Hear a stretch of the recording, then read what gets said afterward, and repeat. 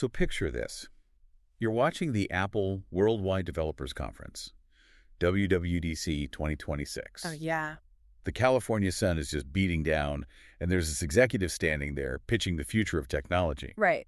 But something is just deeply, deeply off. Like their hands are flailing in these bizarre, perfectly choreographed, almost robotic movements. Like they were programmed to do it. Exactly. And they're smiling, but the voice has absolutely zero dynamic range. It's just flat, relentless corporate enthusiasm. I mean, this is simultaneously impressive and completely ridiculous. It really is. It was basically the uncanny valley brought to life, but, in a corporate presentation. Yep. You're watching actual human beings acting like they were generated by an AI prompt that specifically asked for aggressive approachability. Aggressive approachability is the perfect way to put it. Well, welcome to this deep dive, everyone. Today, we are unpacking the source material from what tech commentators and developers are calling one of the most disjointed, thinnest Apple keynotes in recent memory. It was definitely a weird one. Very weird. We're pulling from, developer forum meltdowns, financial reports, and technical teardowns. Because for you, the listener who relies on these tools every single day, we really need to figure out what exactly went wrong under the hood. And to understand the mechanics of what failed here, we have to look way past the surface-level software updates. Right. Today's deep dive isn't just about, a new transparency slider. It's really about a $3 trillion tech giant visibly having a midlife crisis on a global stage. Yeah, a very public crisis. Exactly. They are just struggling to reconcile their closed ecosystem with an industry that is moving way faster than their internal development cycles can actually handle. Okay, let's unpack this. Pull up a chair, because we are diving right into the glorious absurdity of this entire event. Let's start with the AI elephant in the room. Oh boy, the big reveal. For 2 years, literally everyone has been waiting for Apple to drop the hammer. And they finally unveiled Siri AI and Apple Intelligence. But instead of a revolutionary leap, reviewers are calling it a belated, frantic game of catch-up. Yeah, the most revealing detail wasn't even what the AI could do. It was the architecture of how it was being delivered. Which was so surprising. Right. Apple's most advanced cloud capabilities, what they're calling AFM Cloud Pro, which stands for Apple Foundation Model. Well, it isn't entirely theirs. No, it's not. For the heavy lifting, they rely heavily on licensing Google's Gemini models running on Google Cloud. Which is just wild. Let's think about the mechanics of this for a second. Mm-hmm. Apple has spent decades building this massive, beautiful, incredibly exclusive walled garden, right? Yeah.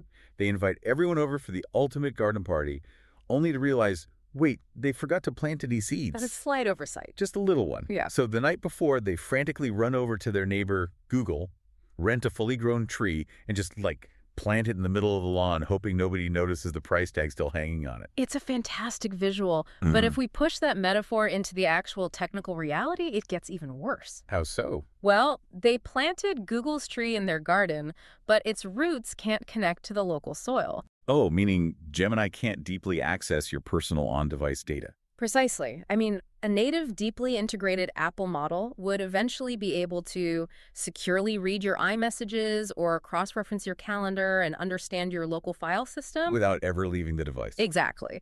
But because they are routing these really complex queries out to Google's cloud infrastructure, they hit a hard privacy wall. Right. They are fundamentally compromising their primary unique selling proposition, which is local encrypted privacy. And that completely breaks the illusion.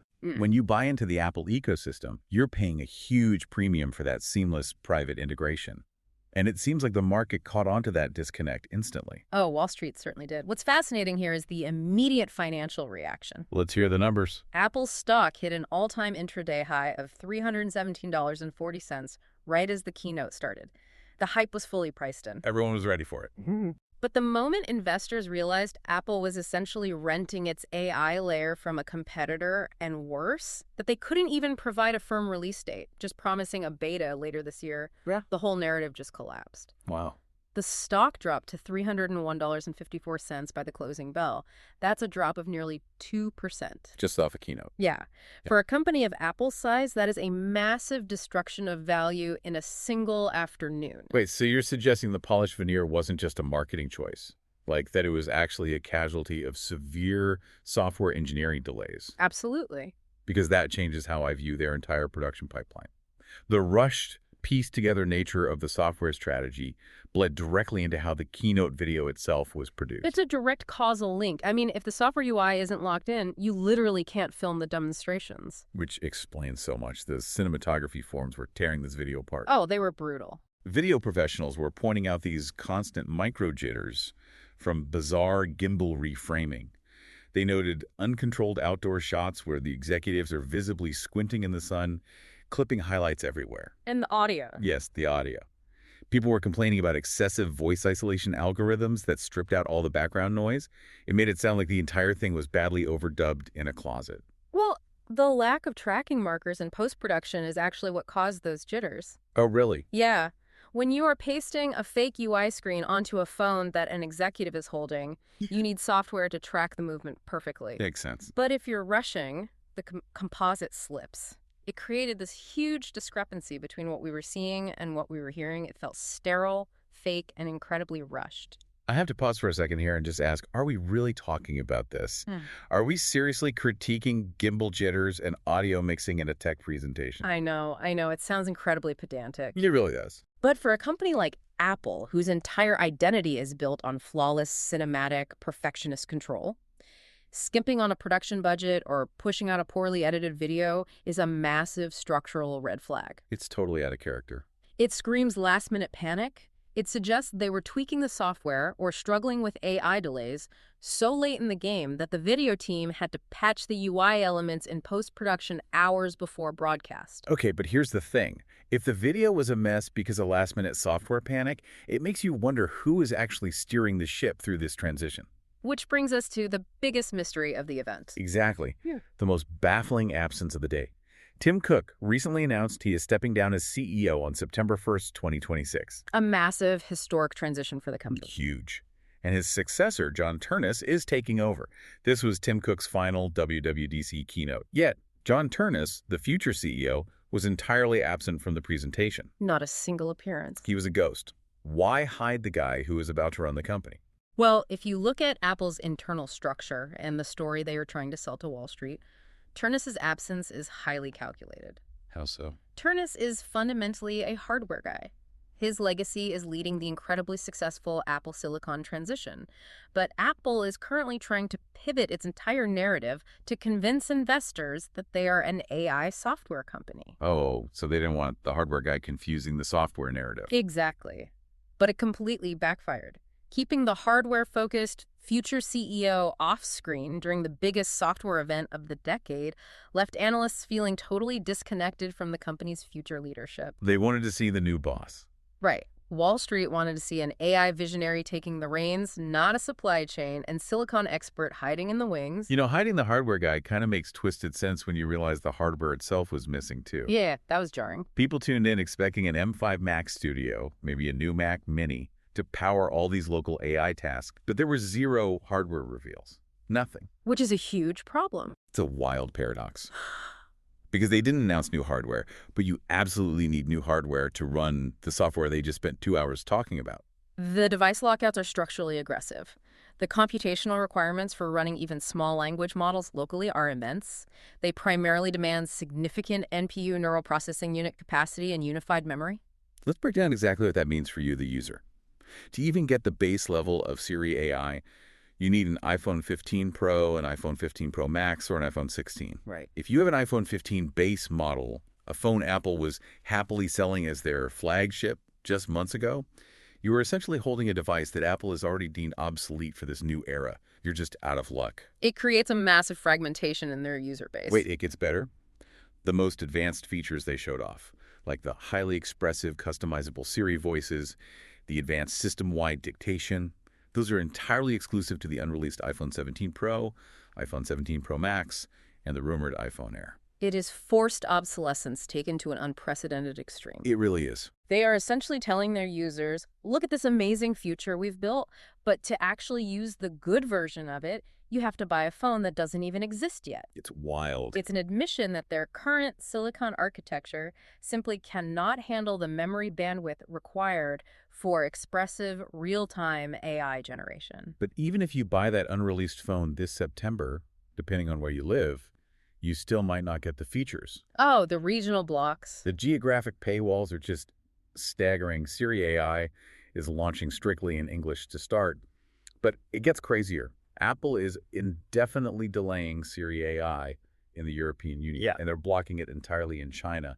due to regulatory hurdles. The situation in the EU is particularly revealing about Apple's core philosophy. It all comes down to the Digital Markets Act, or the DMA. Right, the big tech regulation. Exactly. The DMA is designed to prevent tech monopolies by mandating interoperability.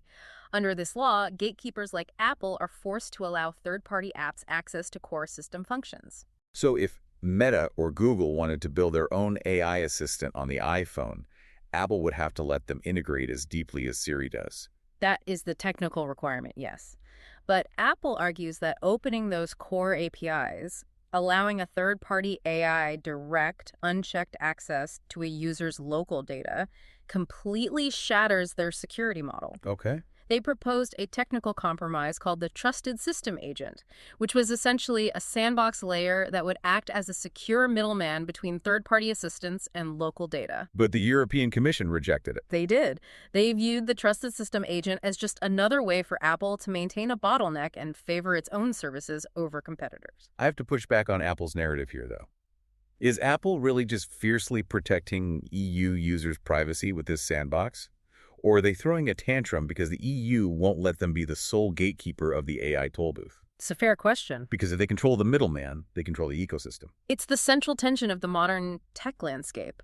Impartially speaking, both sides have firmly entrenched technically valid positions. Okay, let's hear both sides.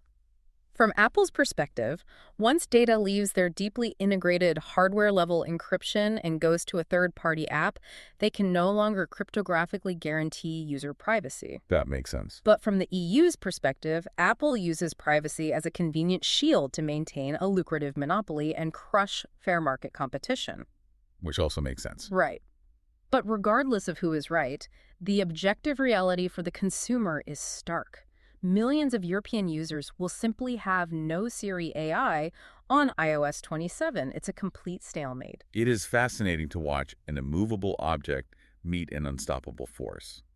But while Apple is refusing to surrender an inch of control to the EU regulators, they actually were forced to surrender to their own users over a completely different disaster. You're referring to the desktop UI. Oh, I am absolutely referring to Liquid Glass. What a mess. The developer forum threads in our sources on this are just brutal. Let's explain what this actually was. Last year, Apple rolled out the Liquid Glass interface for macOS. They essentially removed all visual borders, drop shadows, and visual hierarchy from the desktop. It was an aesthetic choice prioritizing absolute minimalism over functionality. Imagine working with 8 overlapping windows and none of them have distinct borders. Sounds like a nightmare. It became a soup of text and icons. Power users couldn't distinguish active windows from background clutter, which completely destroyed developer workflows. People absolutely hated it.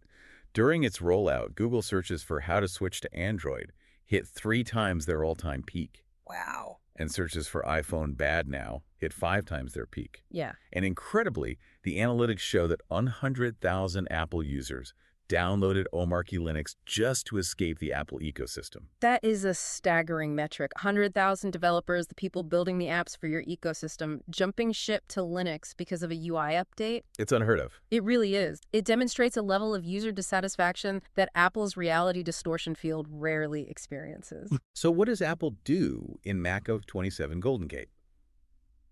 They backtrack. But they don't apologize. They add transparency sliders and bring back basic toolbars. Naturally. And they try to pitch it as this brilliant new feature, like, look, you can make your windows opaque again. Of course they did. I love that this exists, but also, why did they push it so hard in the first place? It's confusing. They cause a massive workflow problem, sell the solution, and act like they just invented the concept of window borders. It is classic corporate framing. But the underlying mechanism is important. The user backlash was so severe that it pierced their armor. They were forced to give up control over the visual boundaries of their desktop. True, but while they are giving up control over your window borders, they are aggressively taking control over something much more personal, which is your reality and your photos. This is where things get a bit eerie. Let's pivot to the new Apple Intelligence photo tools. They demoed this new cleanup feature. Yes, the AI-driven generative fill tool. In the keynote demo, There's a photo of friends hanging out. And the presenter specifically calls the other people in the background distractions. Right. And then they use AI to seamlessly erase them from the photo. They airbrush actual human beings out of existence, so the subject is the only one left in this perfectly clean, completely fabricated environment. If we connect this to the bigger picture, it represents a massive philosophical shift for Apple. How so? Historically, think back to Steve Jobs describing the computer as a bicycle for the mind. Apple's marketing has always been centered around the camera as a tool for capturing authentic memories. Documenting real life. Exactly, documenting real life exactly as the light hit the sensor. Now they are championing the exact opposite. What does this say about us as a society? Mm-hmm. Seriously. We're now classifying our actual friends, the people we are supposedly making core memories with, as distractions. Distractions that need to be wiped away so we can have a cleaner aesthetic for our social media feeds. It is a profound shift in how we relate to digital media. Several critics in the source material noted the dystopian undertone here. It's very Black Mirror. Yeah. Apple is normalizing reality editing at a fundamental operating system level. We are actively blurring the line between a photograph being a historical record of light and time and a photograph being a generative AI piece of digital art. And they used to fight against that. For years, Apple took a very conservative approach to that boundary. With iOS 27, they have entirely abandoned it. It is genuinely unsettling. Zooming out on all of this WWDC wasn't just a software update. It really feels like a snapshot of a $3 trillion giant that is struggling to hold its universe together. They're fighting on multiple fronts. Exactly. They're fighting to maintain that legendary reality distortion feel while getting hit from all sides. They have the AI revolution breathing down their necks, forcing them to rent Google's brain and break their own privacy promises. They have regulatory walls in the EU and China, blocking their biggest features. And they have their own hardware limitations, forcing them to tell loyal users to wait for an iPhone Air. It puts the consumer, the person listening to this right now, in a really difficult position. It really does. You have to look at these iterative AI tools. A slightly smarter Siri that still routes through Google, an AI tab organizer in Safari, a photo eraser that fabricates reality. Not exactly mind-blowing stuff. Right. And you have to ask yourself, is this fragmented experience enough to justify buying a completely new, incredibly expensive iPhone 17 Pro or foldable iPhone this September? Especially when you might not even get the features. Exactly. Depending on the regulatory laws in your country, the most transformative features might not even launch. It's a massive financial and philosophical calculation to make. Yeah. And it brings us to a final, lingering thought for you to chew on today. Building on that cleanup tool discussion. Oh, this is the big question. If the devices in our pockets are now designed at a fundamental system level to automatically fix our memories, to seamlessly airbrush our photos, to rewrite our hastily typed emotional emails to sound perfectly professional, and to generate idealized realities, Right. at what point does our digital archive stop being a record of our actual lives and start becoming a completely fictional movie starring a perfect AI-generated version of ourselves? It is a brilliant and necessary question to ask as we adopt these tools. And it makes you wonder if that perfect fictional movie will end up being delivered by executives standing in the California sun, smiling with zero dynamic range. Flailing their arms like robots. Oh, Full circle. Yeah. This is exactly why we do these deep dives. Thank you so much for joining us and pulling up a chair today. Keep questioning the technology you use every day. Keep digging into the sources, and we'll catch you on the next one.